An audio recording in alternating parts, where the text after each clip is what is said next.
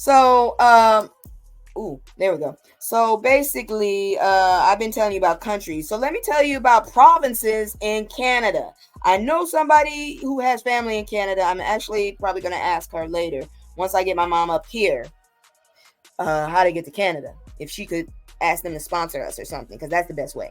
But best Canadian provinces for Black immigrants. So, are you planning to relocate to Canada? Trying. Canada is a free, friendly immigrant destination for international students. I tried that. You have to have a job. You can't have a job up there. Tourists and business people. Whether you want to move temporarily or permanently, you should have a province in mind. Ooh, a temporary move wouldn't be so bad. When coming to Canada, you should think of security, job opportunities, amenities, and overall quality of living. You should be well informed of the different provinces before coming to this beautiful country. That reminds me, I need to go ahead and get a pen pal. I'm going to go get me a Canadian pen pal and see if I can get my ass up there. These provinces form part of the second largest country on the planet Earth. They cover a massive range of territory. Each has unique employment prospects, endowments, and demographics. Here is a list of some of the best places to live in Canada. Let me bring this down real quick so y'all can see. First one is Toronto.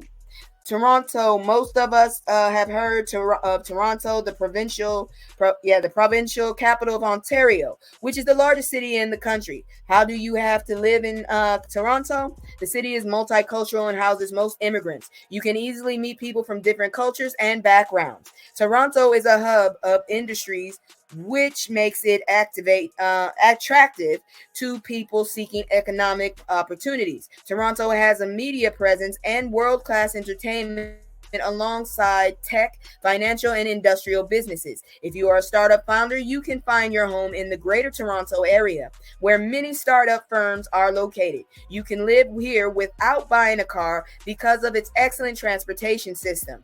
You can also do that in Boston, and I promise you it's much better for your nerves. The Toronto Transit Commission, or TTC, runs public transit, which is very comprehensive. You have access to easy movements.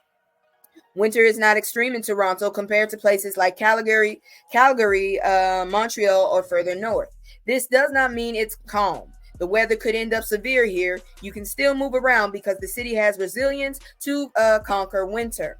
Vancouver. Vancouver frequently ranks as one of the most livable cities in the world. Located in the lower mainland of British Columbia, the city has a great healthcare sector with the BC Medical Services Plan, effectively delivering healthcare services. Its public transportation is excellent that you might not want to buy a car.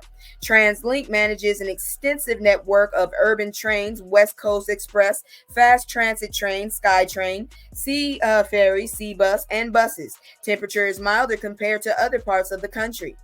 The rainy season is between November and March, and summers are hot. It rarely snows during the winter, but the mountainous areas can be very cold. This allows winter sports to take place. I don't need those. Calgary, I told you. Calgary is the third largest urban area in Canada and the largest city in Alberta.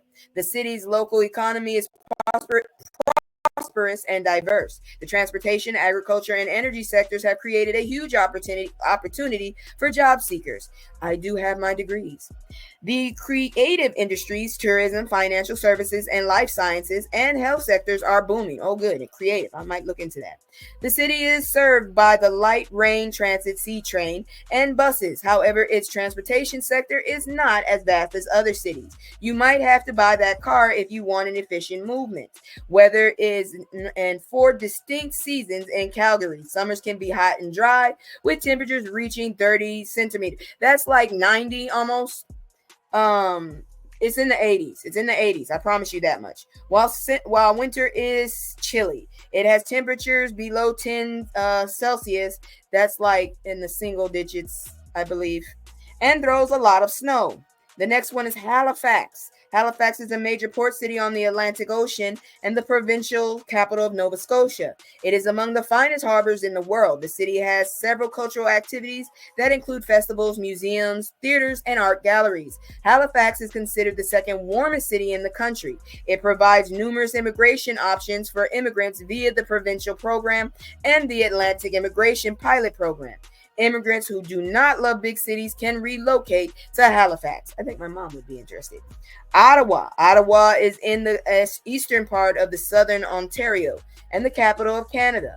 Compared to other cities, it offers immigrants a lower cost of living.